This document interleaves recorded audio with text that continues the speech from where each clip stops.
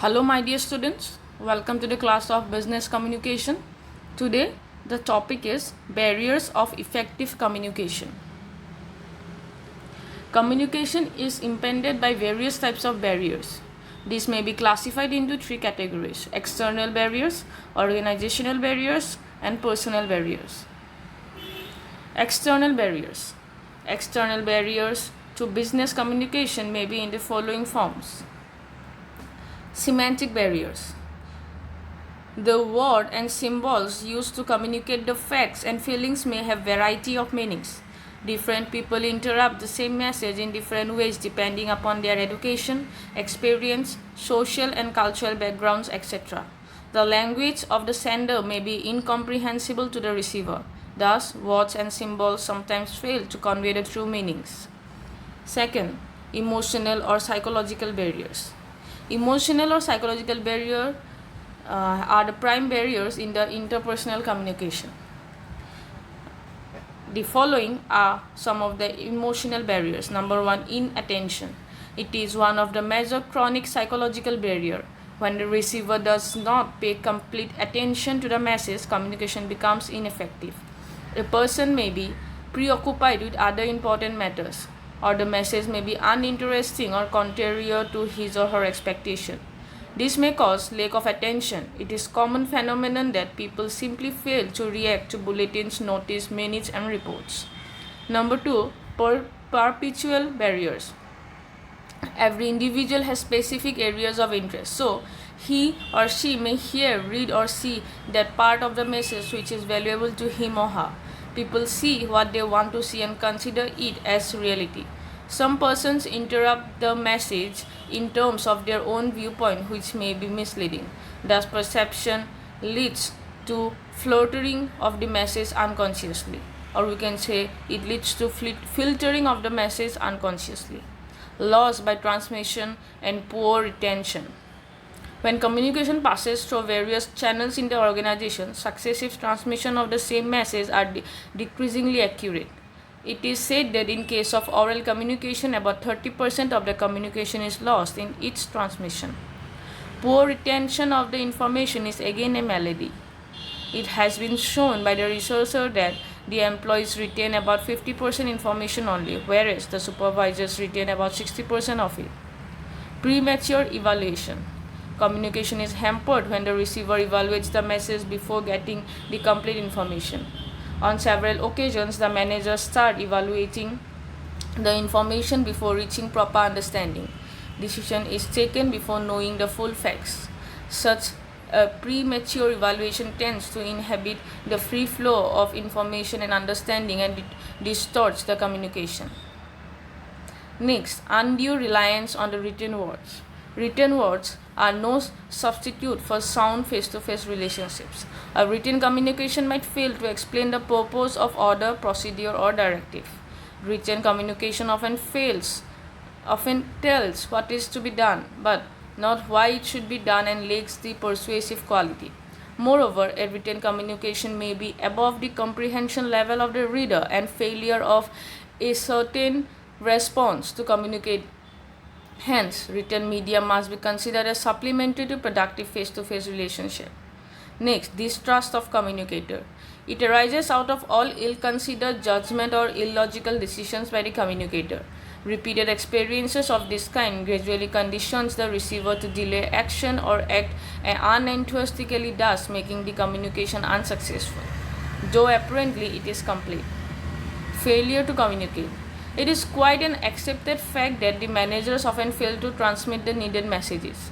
This might be because of laziness on the part of the communicator or his or her false assumptions that everybody knows it.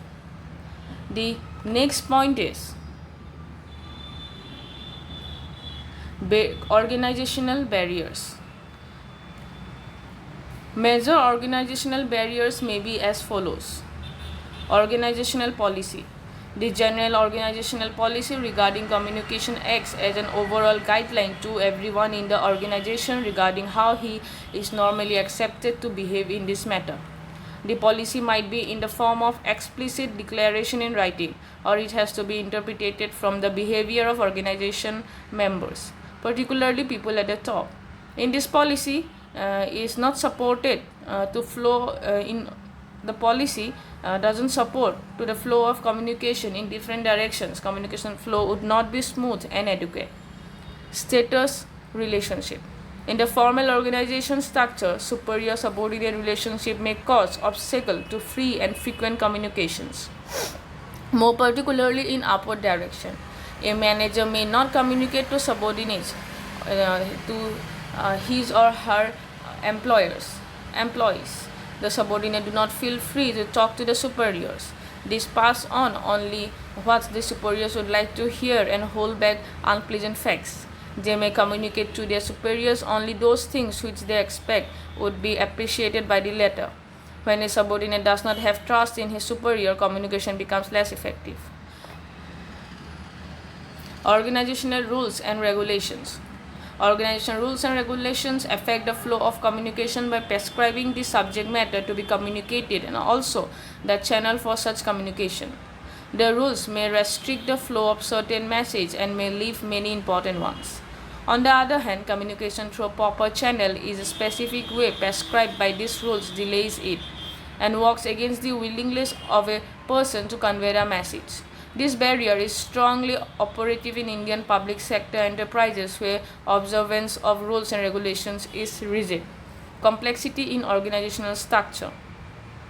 In an organization where there are a number of managerial levels, the number of filtering points is many. As a result, the process of communication gets delayed and the chances of communications getting distorted increases. This is more true in the case of upward communication because the subordinate employees generally do not like to pass up the adverse criticism either of themselves or of their superiors. The more complex the organization structure is, the more difficult it becomes to ensure the correct information is passed on to the right person at the right time through the right medium. Organizational facilities. Organizational facilities provide for smooth, adequate, clear and timely flow of the communication may take a number of forms such as meetings, conferences, complaint box, suggestion box, social and cultural gatherings, etc.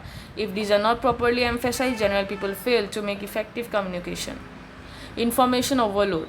The managers are overloaded with information from various sources. They may not always be able to regulate the flow of information. As a result, the effectiveness of communication is reduced. They may ignore or misinterpret some of the messages. Time pressures may also create communication problem. The next point is personal barriers. As communication is basically an interpersonal process, there are also some personal factors which are responsible for blocking communication. Personal barriers may be listed as follows.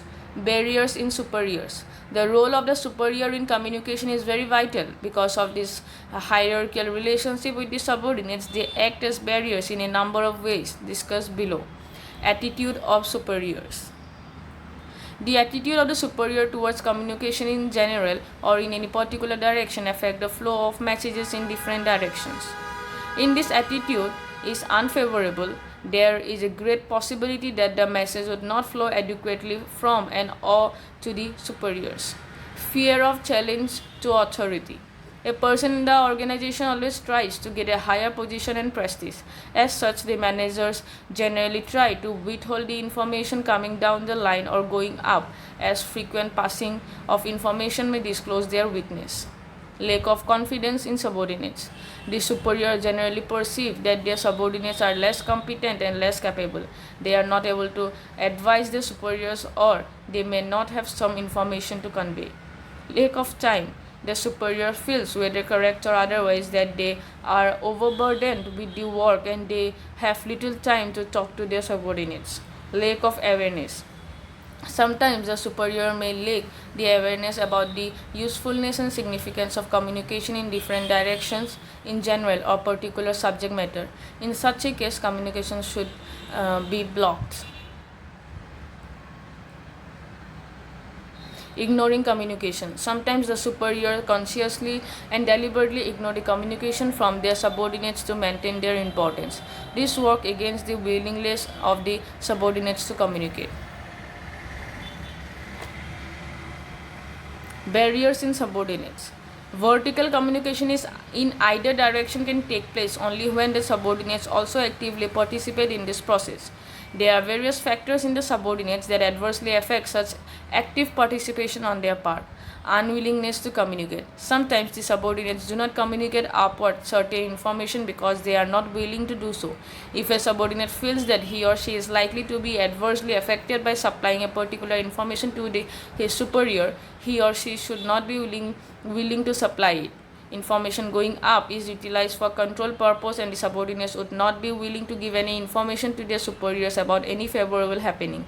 If there is any compulsion to communicate, they would do the same after modifying the information in such a way so as to protect their own interest. Lack of proper initiative, or we can say lack of proper incentive. Lack of motivation to communicate also refrains the subordinates from communicating upwards. If a novel suggestion by a subordinate does not evoke any attention from the superior, he or she would not convey it. So let us know what are the methods of overcoming communication barriers. Considering the importance of effective communication in the successful functioning of business organization, it is essential on the part of the managers to overcome different barriers to communication. Though it may not be possible to eliminate the communication barriers altogether, yet suitable managerial actions in this direction can minimize their effect. The following methods are suggested to avoid communication barriers. Full information. To make the communication effective, it is necessary for all the communicator should know completely and clearly what he intends to communicate. Mutual trust. Communication is intended for acceptance and desired action. Such acceptance is to a great extent influenced by trust and confidence in the motives and sincerity of the communicator. If trust is lacking, communication will fall short of its expected results. So it is necessary that an environment of trust and confidence is established within the organization. This will encourage people to communicate honestly with one another. Appropriate language. The language used for communication should be such that it can be easily comprehended by the receiver. Most popular symbols, clear and precise language should be used for proper communication. Interpersonal relationship. Proper interpersonal relationship must be developed between the superiors and the subordinates so that the latter may feel free and frank to transmit complete and correct information to the former. The superior must appreciate useful criticisms and beneficial suggestions of the subordinate. Selection of appropriate channel. The managers must be competent enough to choose the most appropriate channel for sending messages. A rich channel such as face-to-face discussion or telephone should be used to send a complicated message. On the other hand, memos, letters or electronic mail may be used to send routine messages because there is hardly any chance of misunderstanding. Mutual understanding. It is of considerable importance for both the senders and receivers to make a special effort to understand each other's perspective. By understanding others' perspective, remarks can be classified, perceptions understood, and objectivity maintained. Empathy in communication.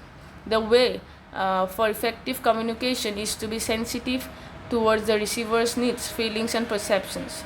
The communicator should convey the message in such a way that the emotions and sentiments of the receiver are not hurt. When the sender of the message looks at the problems from the receiver's point of view, many of the misunderstandings can be avoided. Two-way communication. Communication is a two-way process. Two-way communication brings two minds together. It brings two minds together, which is the basic core of any communication. It involves a continuous dialogue between the sender and the receiver of the message. Upward communication can become a reality in the organization and effective if this fact is recognized. Supporting words with actions. The most persuasive kind of communication is not what you say, but what you do. The managers must make sure that their actions support the communication process. This will ensure seriousness in the communication. Examples and visual aids.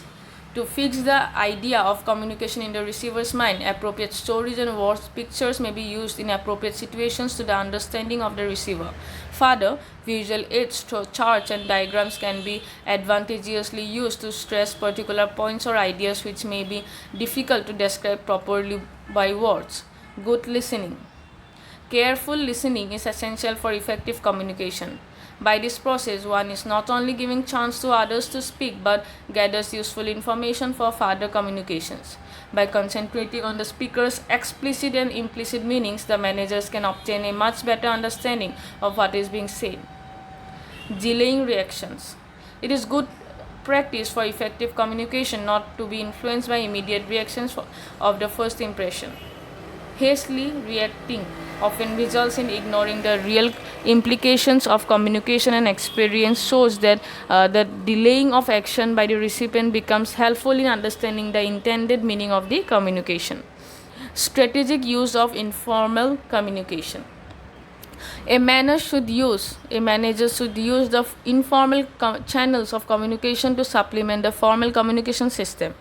For this purpose, he must understand the informal communication network and should make their intelligent use to fill up the gaps in formal channels of communication. Evaluation. There should be continuous program of evaluating the flow of communication in different directions. This would highlight the problems in this area, identifying their causes and thereby enabling the adoption of suitable corrective action. The superior should not be quick to evaluate the information before understanding it properly. So that's all for today. So we shall thoroughly discuss these points in our live classes so that there is no problem in understanding all the above mentioned points.